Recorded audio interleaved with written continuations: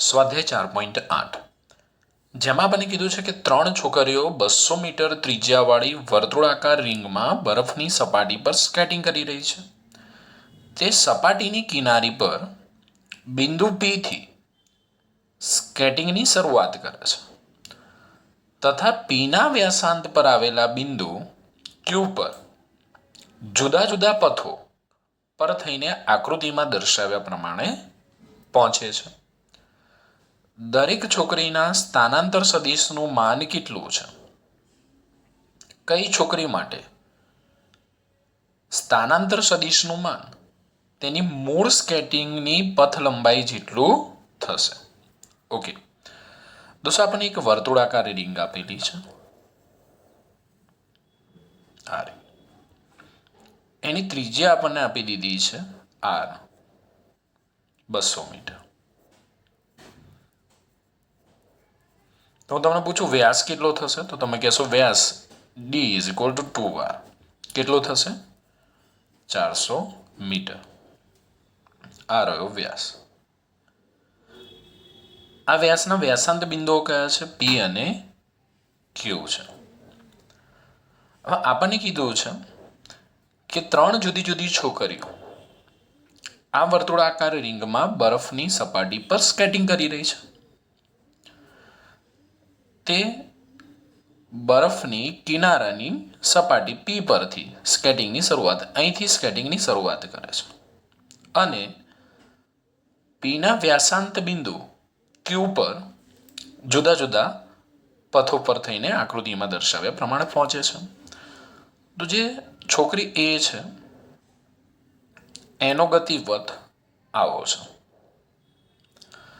હવે આપણે છોકરી A માટે સ્થાનાંતર શોધવું હોય તો કઈ રીતે શોધી શકાય? તો મેં તમને કીધું સ્થાનાંતર એટલે અંતિમ બિંદુ અને પ્રારંભિક બિંદુ ને જોડતી સુરેખા. તો જોડતી સુરેખા શું મળશે? PQ.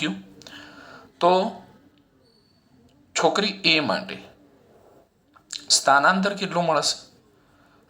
તો સ્થાનાંતર મળશે PQ. અને આપણે PQ એટલે D છે ને ભાઈ અહીંયા, તો D આપણે શોધી નાખ્યા. કેટલા છે? 400 મીટર. આ A છોકરી માટેનો ગતિપથ હતો. B છોકરીનો ગતિપથ તમે જો આકૃતિમાં એકદમ સ્ટ્રેટ જ છે. B છોકરી માટે સ્થાનાંતર શું થશે?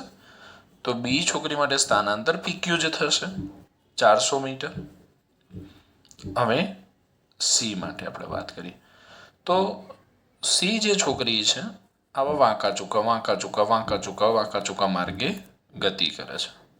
ઓકે, તો એના માટે પણ સ્થાનાંતર શું થશે? તો મેં સ્થાનાંતર કીધું અંતિમ સ્થાન અને પ્રારંભિક સ્થાનને જોડતી સુરેખા.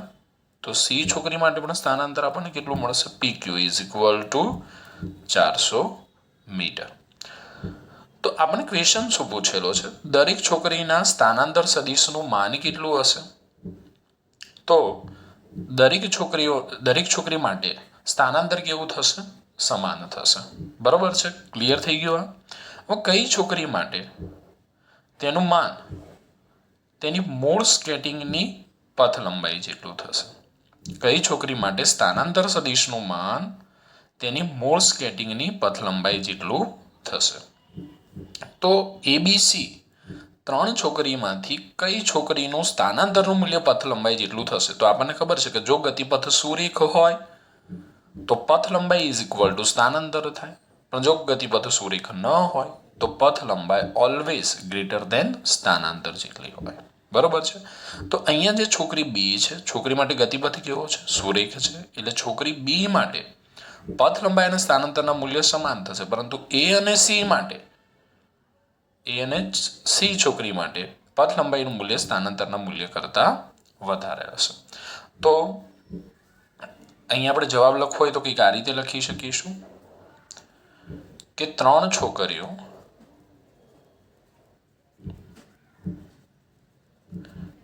A, B અને C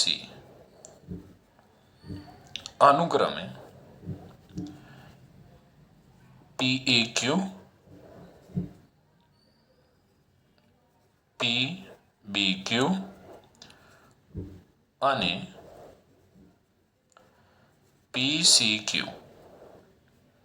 માર્ગે ગતિ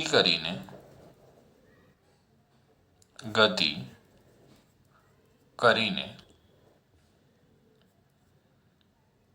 તે બિંદુથી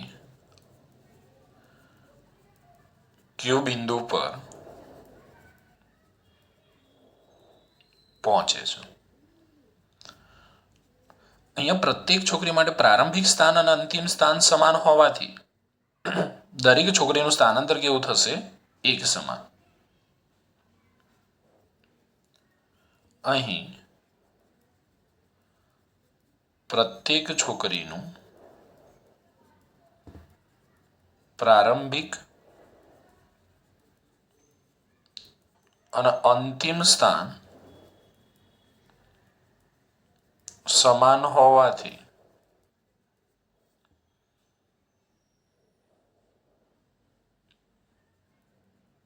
પ્રત્યેક છોકરી માટે